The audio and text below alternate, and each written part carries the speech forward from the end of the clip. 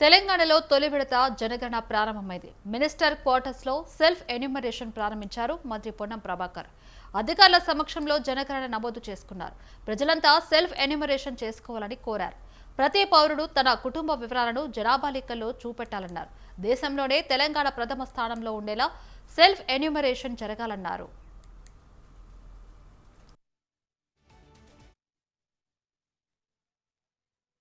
ప్రారంభమైంది. ఈరోజు తెలంగాణలో లాంచ్ అవుతున్న సందర్భంగా ప్రతి పౌరుడు సెల్ఫ్ ఎన్యూమరేషన్ చేయడం ద్వారా తమ కుటుంబ వివరాలన్నింటినీ కూడా ఈ దేశ జనాభాలో లెక్కల రూపంలో చూపెట్టాలని కోరుతా ఉన్నాం. ఇది ఈ ప్రజాస్వామ్య వ్యవస్థలో ఎవరు ఎంత ఎట్లా అనేటువంటి అన్ని వివరాలు తెలపడానికి జరిగేటువంటి ఈ యొక్క జనాభా లెక్కలు 2027 భాగంగా సెల్ఫ్ ఎన్యూమరేషన్ కు సంబంధించి ఎక్కడ కూడా జాప్యం లేకుండా వచ్చేటువంటి రోజుల్లో ఈ ప్రక్రియ తెలంగాణ దేశంలోనే పారదర్శకంగా నెంబర్ 1 గా ఉండే విధంగా ప్రతి పౌరుడు ఈ ఒక సెల్ఫ్ ఎన్యూమరేషన్ చేయాలని కోరుతా ఉన్నాం. జాతీయ జనగణన ప్రారంభమైంది.